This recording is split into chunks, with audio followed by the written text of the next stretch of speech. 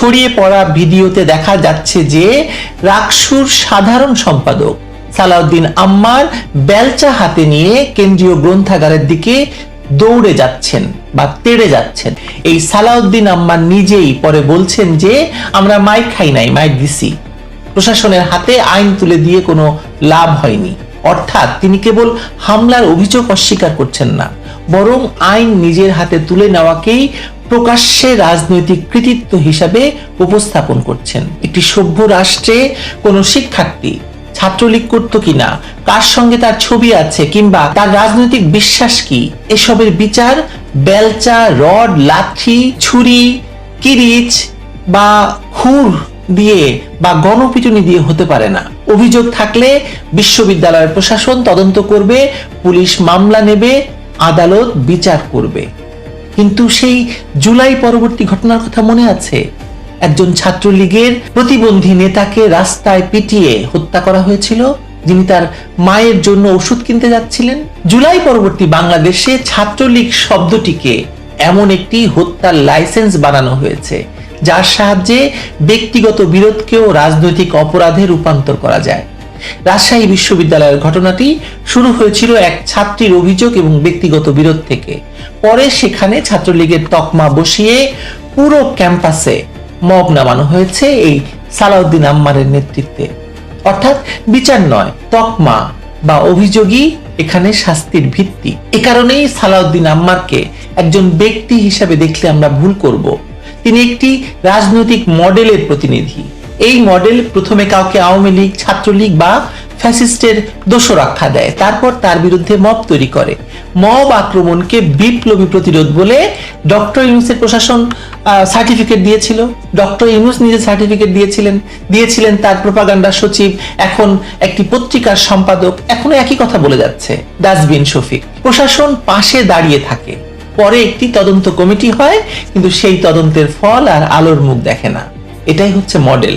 দৈনিক যুগান্তরের একটি প্রতিবেদনে বলা হয়েছিল, আম্মারের কর্মকাণ্ডে রাজশাহী বিশ্ববিদ্যালয়ের শিক্ষার্থীরা অতিষ্ঠ এবং তাকে ঘিরে গঠিত আগের তদন্ত কমিটিগুলোর ফলও প্রকাশিত হয়নি।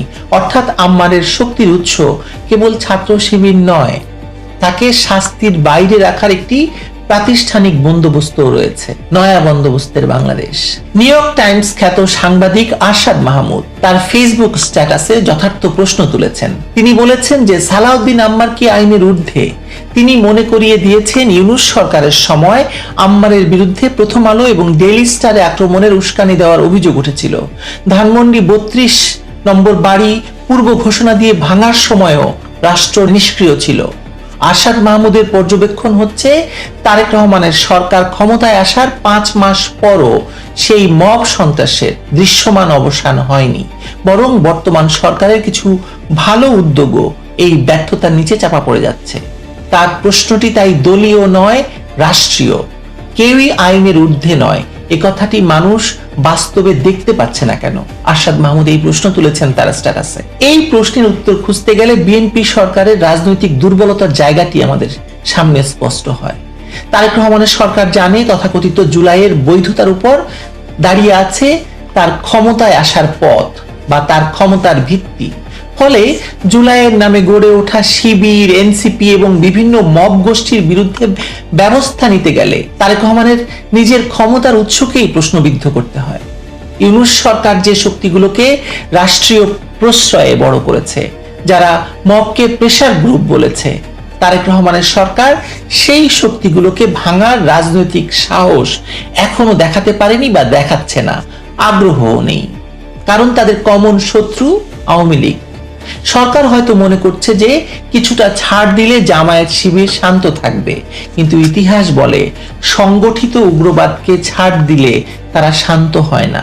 তারা রাষ্ট্রের আরো বেশি জায়গা দাবি করে এবং তারা রাষ্ট্রের একদম ওপরের তলায় আঘাত করে। ওপরের তলায় কে আছে আপনারা বুঝতে পারেন। এই সালাউদ্দিন আম্মার ইতিমধ্যে তারেক রহমানকে অভিনন্দন জানিয়ে রাজশাহী বিশ্ববিদ্যালয়ে টাঙানো ব্যানার নিজে হাতে ছিঁড়ে ফেলেছিল। পরে তারেক রহমানকে নিয়ে ব্যঙ্গচিত্র প্রকাশের অভিযোগে তার নিজের এলাকা কয়রায় বিএনপি এবং সহযোগী সংগঠনগুলো তাকে অবাঞ্ছিত ঘোষণা করে, ঝাড়ু মিছিল করে এবং তার কুশপুত্তলিকা দাহ করে। কিন্তু দলীয় প্রতিবাদ আর রাষ্ট্রীয় ব্যবস্থা তো এক জিনিস নয়।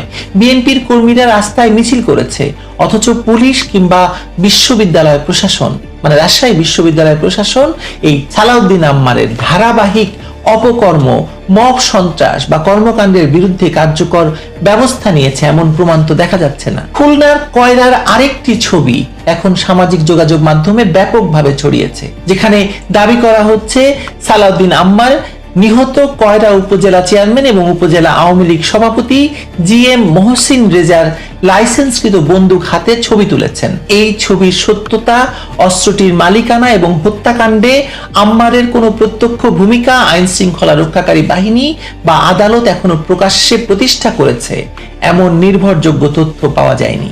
ফলে হত্যাকারী হিসাবে তাকে চূড়ান্তভাবে চিহ্নিত করা আইনগতভাবে হয়তো সম্মত হবে না বা সঙ্গত হবে না, কিন্তু বন্দুক হাতে আম্মারের ছবিটি যদি সত্য হয় তাহলে তো প্রশ্ন অত্যন্ত গুরুতর।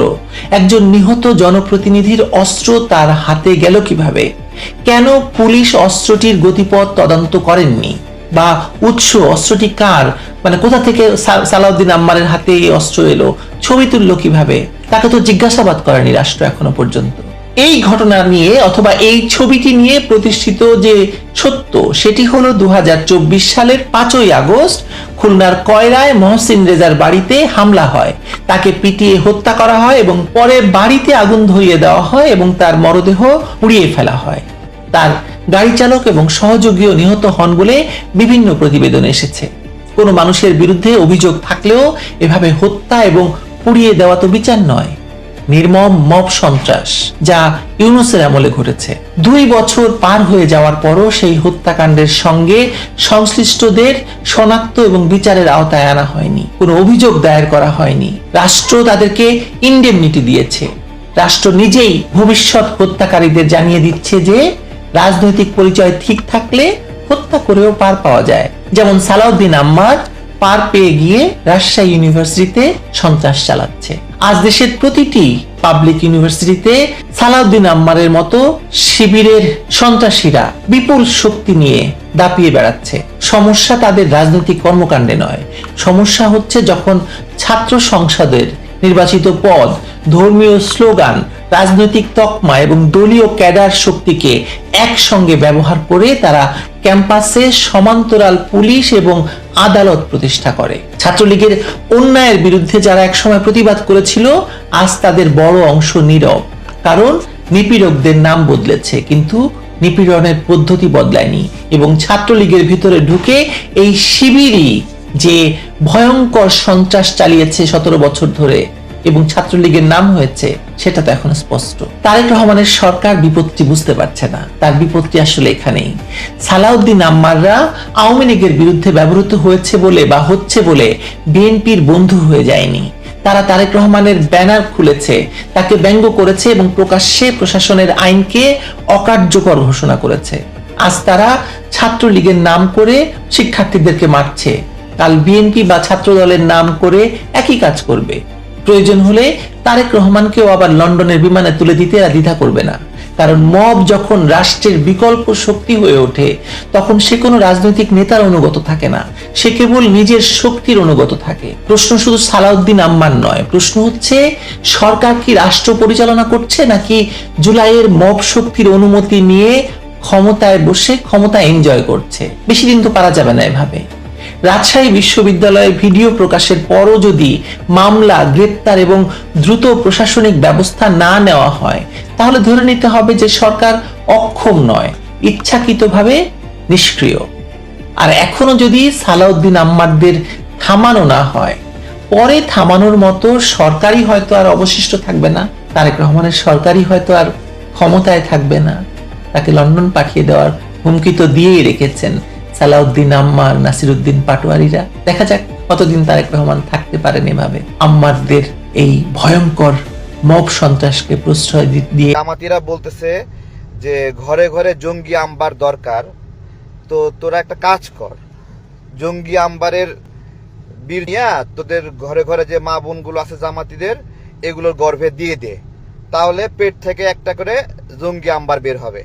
আর পেট থেকে বের হয়ে স্লোগান দেবে, শাওয়া মাওয়া ছিঁড়ে ফেল। তো এই হলো জঙ্গি আম্বারের অনুসারীদের বক্তব্য, জামাতিদের বক্তব্য এবং বয়ান। একজন সাধারণ শিক্ষার্থী যে মাস্টার শেষ করছে, সে তার ক্যাম্পাসে গেছে, শিক্ষকের সাথে কথা বলছে, কথা পছন্দ হয়নি, একটা ছেলেকে একা একা পেয়ে মারধর করছে। ঠিক আছে, কি ব্লেম দিচ্ছে? ছাত্রলীগ ব্লেম দিচ্ছে। পরবর্তীতে আবার জানতে পারলাম সে ছাত্র দল করে। তো ছাত্রলীগ বা ছাত্র দল না। আজকে বাংলাদেশের নাগরিকদের বলবো, যেদিন আপনার সন্তানকে এই জঙ্গি আম্বাররা ধরে মারপিট করবে ছাত্রলীগ ব্লেম দিয়ে, সেদিন আপনারা বুঝবেন। আবরার ফাহাদকে কিন্তু এইভাবেই এই জঙ্গিরা হত্যা করেছিল, এক্স্যাক্টলি জামাত শিবির হত্যা করেছিল। তার প্রমাণ মির্জা গালিব। মির্জা গালিবকে চেনেন? হ্যাঁ, জামাতিদের বুদ্ধিজীবী। সে বলেছিল আবরার ফাহাদের খুনিদের পক্ষে শিশির মুনির যে আইনি লড়াই করছে এটাই হক। এবং এই যে একগুচ্ছ আবরার ফাহাদের খুনিকে যে এরা বাঁচানোর জন্য আদালতে লড়াই করছে, আদালতের দুটা পক্ষ ছিল, খুনির পক্ষ আর হলো আবরার ফাহাদের পক্ষ। আবরার ফাহাদের পক্ষ ছিল রাষ্ট্রপক্ষ, সেখানে অ্যাটর্নি জেনারেল বর্তমান যে আইনজীবী, তিনি আবরার ফাহাদের পক্ষে আইনি লড়াই লড়েছেন। আর এই জামাতি জঙ্গি শিশির মুনির লড়াই করেছিল আবরার ফাহাদের খুনিদের পক্ষে। তো ওই সময় আবরার ফাহাদের খুনি কারা, কিছু নিউজ হয়েছিল যে জামাত নেতার সন্তানরা এই আবরার ফাহাদের খুনি, পরিচয় নিয়ে আসে ছাত্রলীগ নিয়ে। আজকে দেখেন আবরার ফাহাদের খুনের কিন্তু বিচার এরা চাচ্ছে না। ঠিক একইভাবে হাদি হত্যার পরে আবরার ফাহাদের খুনিরা যে এরকম জাসি ছিল, জামাত শিবির ছিল, তেমনি হাদি হত্যার খুনিরাও জামাত শিবির ছিল। এই পরিচয় প্রকাশ পাওয়ার ভয়ে সাদিক কায়েম, জঙ্গি সাদিক কায়েম সঙ্গে সঙ্গে প্রচার করছে যে মির্জা আব্বাস ভাইয়ের ইটগুলো খুলে নিয়ে আসো, মির্জা আব্বাস ভাইয়ের ইট খুলে নিয়ে আসে, এবং ন্যারেটিভ শুরু করছে যে কে কে হাদিকে হত্যাযোগ্য তৈরি করছে। হাদিকে হত্যাযোগ্য নতুন একটা গল্প বানাচ্ছে, যে নতুন শব্দ হত্যাযোগ্য। ঠিক আছে, কেউ হাদির সমালোচনা করলে সে নাকি হাদিকে হত্যাযোগ্য করছে। বাস্তবে আমরা কি পেলাম? জামাতের আমিরের পিএস হাদিকে হুমকি ধামকি দিচ্ছে, পাটোয়ারি সেই আসনে নির্বাচনে করছে।